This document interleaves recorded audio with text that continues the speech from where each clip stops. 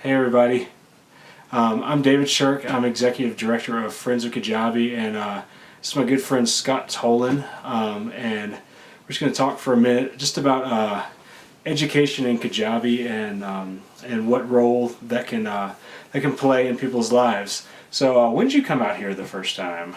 I came out as a med student 2009. Mm-hmm. I returned 2010.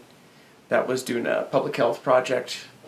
There was a PEPFAR group through the University of Maryland. And then I've returned since finishing residency. I've returned the last 3 years to do clinical work on the floor. Awesome. And what do you feel like you've learned and what you've gained from working at Kijabe? What have I learned?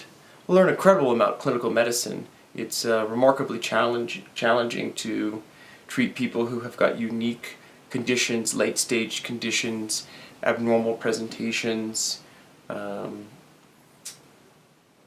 diseases that manifest themselves differently, either because they're not things that we see based on our longitude and latitude on the planet, or based on socioeconomic status.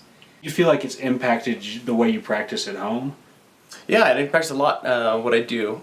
It is in many ways, it's incredibly refreshing to come out and to just take care of people and to just serve them for their health needs and try to alleviate suffering.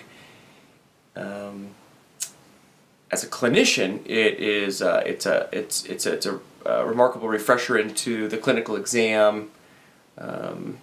The thought process of interpreting data, and much either we're missing data or the data is false, and so it is.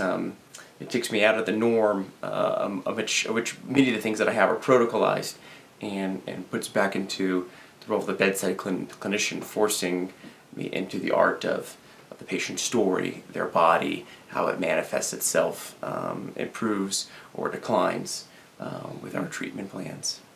Do you have any favorite patients or favorite moments that have come just from your time here? Yeah, I do. Well, the one that really sticks out is a little boy who came in shock, unconscious. One of our partners admitted him.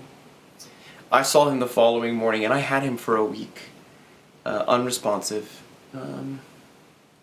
We treated him with everything that we had, and had no improvement.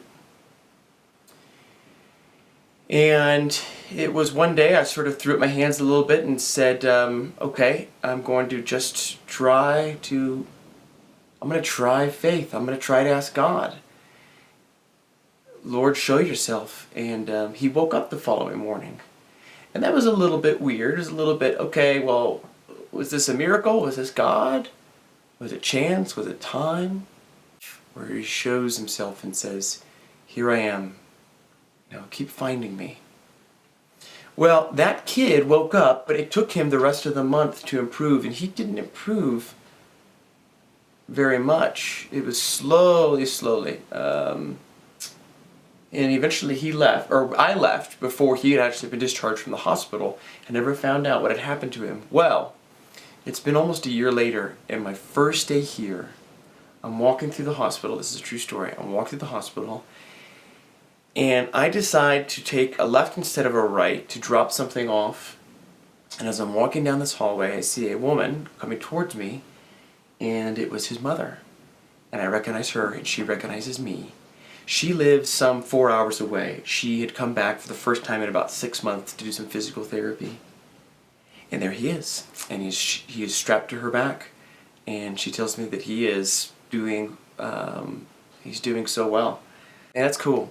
It was cool to see him. I didn't deserve to see him again this time, and it was only that she was walking down this hallway and I happened to walk down this hallway, and one moment of one day, a year later. That's pretty cool. Man, thank you, Scott. Absolutely. I appreciate it. Thank you, everybody, whoever's watching this, and come out, visit us, and thank you guys. Bye.